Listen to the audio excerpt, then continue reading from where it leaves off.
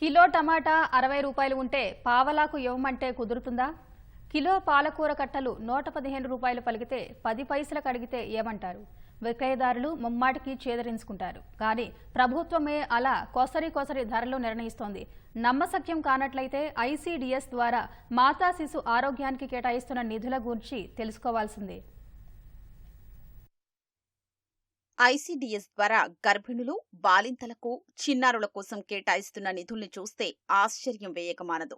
అంగన్వాడీ కేంద్రాల ద్వారా ప్రభుత్వం గర్భిణులు, బాలింతల ఓ పూట భోజనంలో వినియోగించే కూరగాయల కోసం ఒక్కొక్కరికి ₹1.50, 3 నుంచి 6 ఏళ్ల వయసున్న పిల్లలకైతే ఒక్కొక్కరికి 70 పైసల చొప్పున డబ్బులిస్తోంది.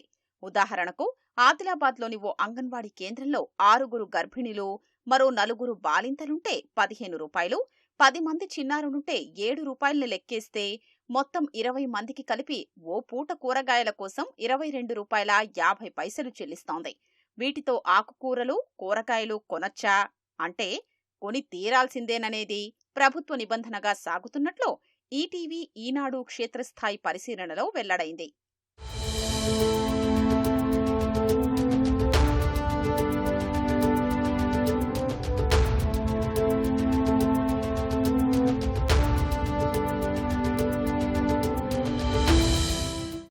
రాష్ట్రంలోని అంగన్వాడీ కేంద్రాలకు పౌష్టికాహారం కోసం వచ్చే గర్భిణులు, బాలింతలు, చిన్నారుల భవితవ్యం అగమ్య గోచరంగా మారుతోంది. రాష్ట్ర వ్యాప్తంగా 35,700 అంగన్వాడీ కేంద్రాల ద్వారా మాతా శిశు సంరక్షణ కొనసాగుతోంది. ఇందులో 4,57,643 మంది గర్భిణులు, 10,44,562 మంది బాలింతలు, 3 ఏళ్ల నుంచి 6 ఏళ్ల వయస్సున్న పిల్లల సంఖ్య 6,67,783 మంది ఉన్నట్లు అధికారిక లెక్కలు చెబుతున్నాయి. ప్రభుత్వం కూరగాయలు, ఆకుకూరల కోసం అరకొరగా పైసలు చెల్లించడం ద్వారా అంగన్వాడీ టీచర్లు ఇబ్బందులు ఎదుర్కోవలసి వస్తోంది. చాలీ చాలని జీతాలతో జీవితాలు నెట్టుకొస్తున్న తమకు కనీసం టీఏడీఏలు చెల్లించకపోగా కూరగాయలతో కూడిన భోజనం వడ్డించారని అధికారులు బెదిరిస్తున్నారని అంగన్వాడీ టీచర్లు ఆవేదన వ్యక్తం చేస్తున్నారు.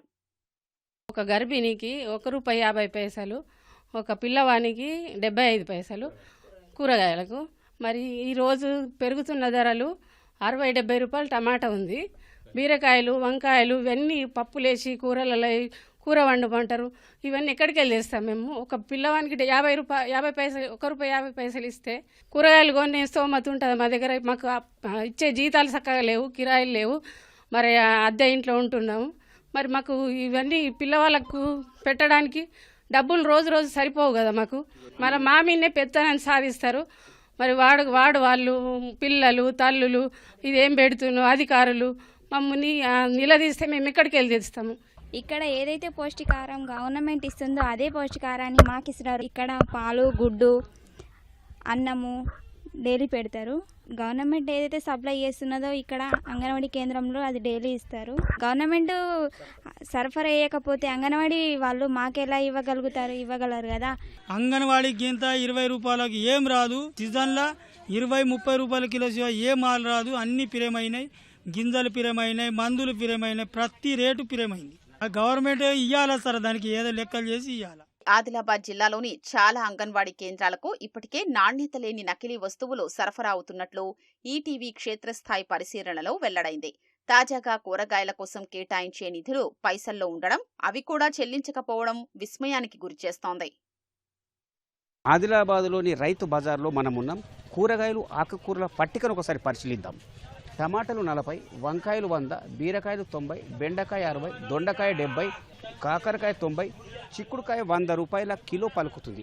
ఇందులో స్వల్ప తేడా కావచ్చు, కానీ ప్రభుత్వం అంగన్వాడీ కేంద్రాలకు బాలింతలు, గర్భిణులకైతే ₹1.50, అదే చిన్నపిల్లలకైతే 75 పైసల చొప్పున నిధులను కేటాయిస్తుంది. 20 మంది బాలింతలు పిల్లలు ఉంటే ₹22.50 నిధులు వస్తున్నాయి. ఆ నిధులతో పౌష్టికాహారం అందించడం సాధ్యమేనా? దీన్ని ఎవరు అర్థం చేసుకోవాలా? కెమెరామెన్ కిరణ్తో మణి, ఈటీవీ న్యూస్, ఆదిలాబాద్.